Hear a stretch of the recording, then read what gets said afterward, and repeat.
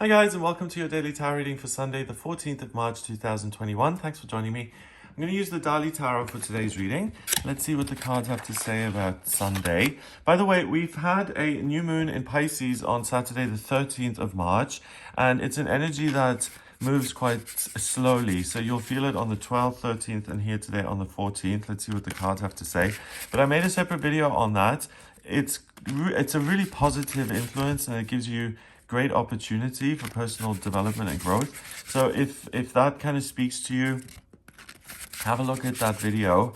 I go into a bit of detail and bring up the chart for the new moon and look at what that means and what energy is coming up. Okay, let's see what the tarot has to say about Sunday the 14th here, the day after the new moon in Pisces. We've got the Three of Cups, then we've got the Six of Swords. Okay. And the World.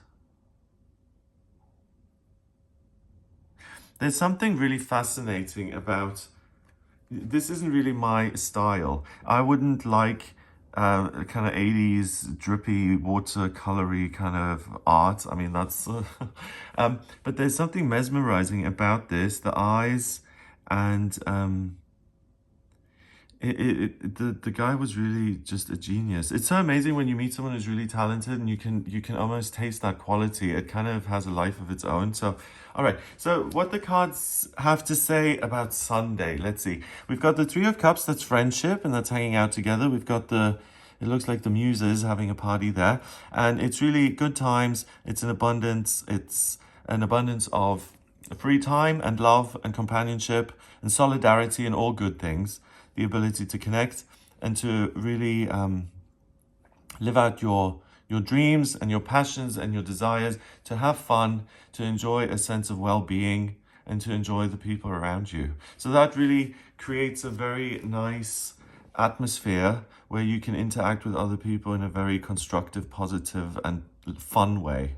And we've got the water here from the new moon in Pisces kind of influence. Then we've got the Six of Swords. The Six of Swords is about travel. It's an air card. We've got the ship here in the water. So we're going from the water into the air and we're becoming more cerebral, and the way you think and the way you perceive things becomes more important. So you move somewhat out of the heart center and you start sharing your kind of consciousness or your attention with your conscious mind and the way you think and the way you perceive the world and your ideology and philosophy and the things that have happened to you.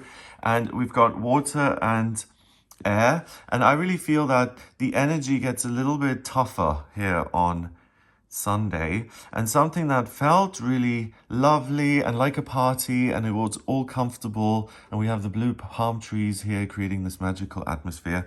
Now we're moving forward. We have to go on a journey, and there's a lot of turmoil here.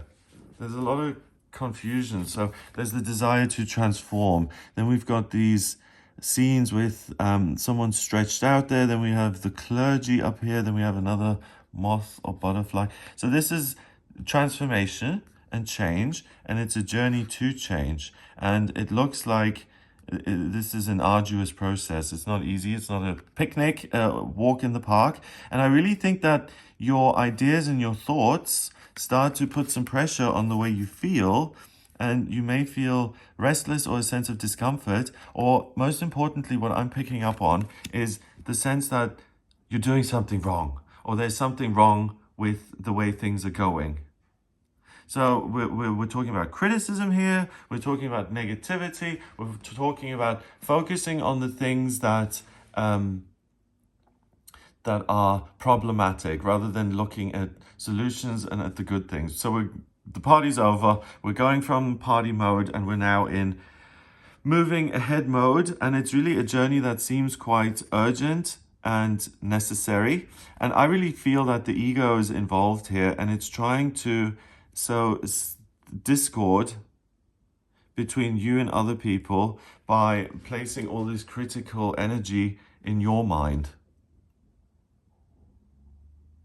So be careful that you're not pointing the finger and saying, oh, you wore that little thong thing last week as well.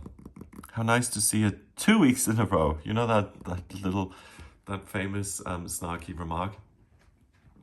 That's going to cause division in your friendships.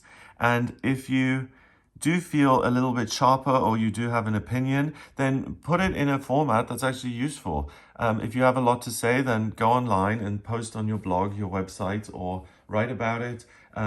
If you find it relaxing to kind of use your mind to play Sudoku or crossword puzzles, or you like to do your books or whatever, then do something practical with your mind. Use your mind as a tool, as a way of making sense of the world, and a way of deconstructing things so that they become easier for you, that you can break life up into little manageable chunks, and that you can move forward, but it doesn't feel like this life or death nightmare journey where you either transform, you sing, or you swim, or you sink, and the stakes feel really high. So things are great. I think you're coming from a really good place emotionally, spiritually, and as the day progresses, you just start to get a little bit uneasy about all the things that are coming your way. You have the potential to see things in a way that's somewhat critical, and you feel the pressure, and the cards are saying that the pressure comes from within. The actual world isn't actually changing. If you do hear something, or you do get messages from other people that you dislike, or you hear something that upsets you, and you're like, that's outrageous, I have to immediately do something about that, I would really not take the bait, because you're really likely to get hooked in by something that's just going to create an emotional response, but that isn't really constructive in any way. So there's just a potential to get upset about stuff that is really temporary and not that meaningful, to be honest.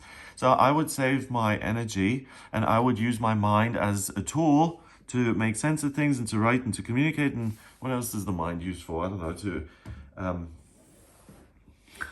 invent, to educate, to do all of the things, to philosophize, to understand the meaning of life. I don't know, to prove that there is a spiritual molecule, however you want to see it. That's going to be useful. Turning it on other people is not useful, because it's just too harsh and blunt. So use that bluntness to really break through in the area of research or information, or whatever it is you're using your intellect for. That will get you somewhere. The Six of Swords ultimately is about a journey, so you are moving forward, but you can make the ride a little bit smoother by really just keeping that mindset.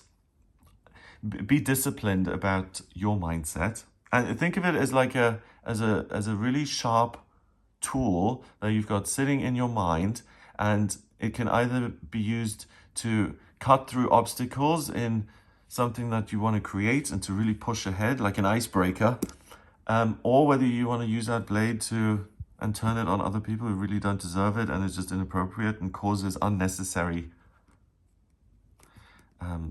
conflict and strife, and it's just unpleasantness that you don't need to have. Finally, the world. The world is usually about completion, and it's really having walked the fool's journey and saying, okay, I know what life is about. I'm not flawless. I'm not in control. I am in control in some ways, and the difficulty is really discerning which is which. What I've noticed is that as you go through life, you become less certain, because you really understand how many other ways of doing things there are, which you were never privy to. So it just becomes a little bit more awe-inspiring. And I really get that that's the best way to be here, rather than being super critical, continuing to be open-minded and seeing what you can learn from other people. That's going to be useful. But then again, everyone is influenced by this energy. So if you're learning, what may come with that is that the other person is maybe feeling a bit prickly, and along with the teachings, a few jabs come in. So if that happens, don't take it too personally. Give people the benefit of the doubt, I would say.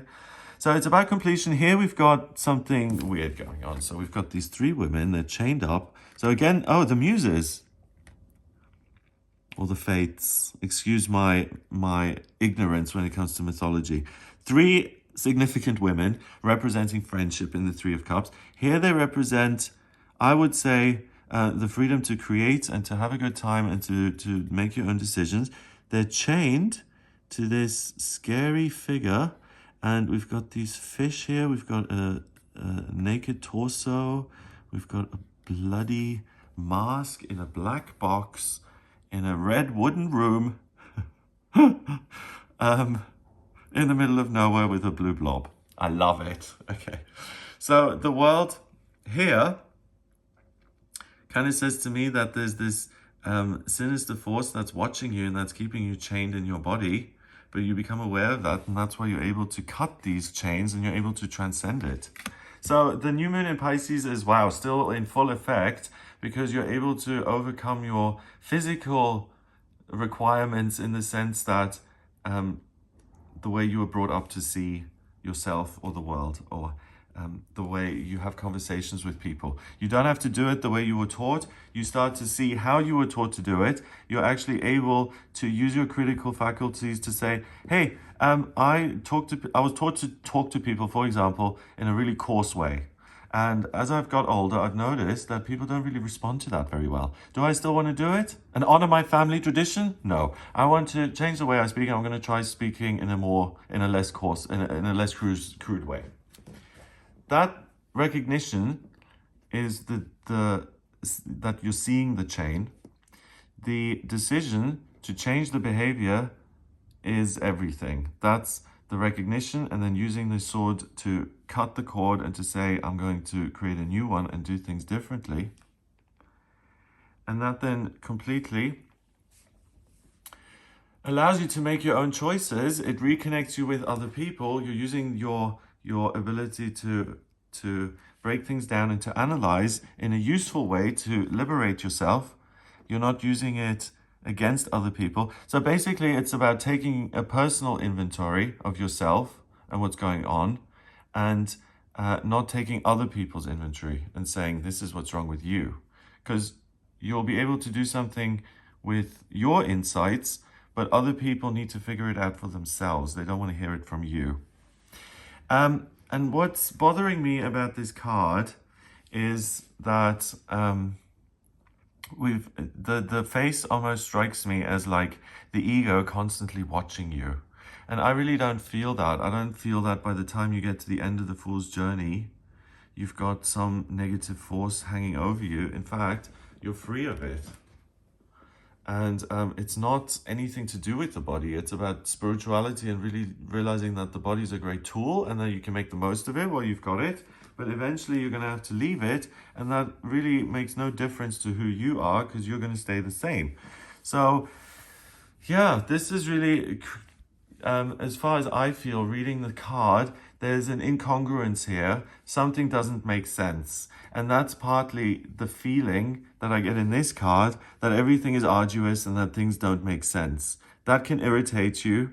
That irritation can leak out the sides, and that again can turn you against other people. So it's really important to cool it, to not take your lack of clarity out on other people who've got nothing to do with it or not responsible for it, and to allow yourself to sit with that uneasy feeling of not everything makes sense.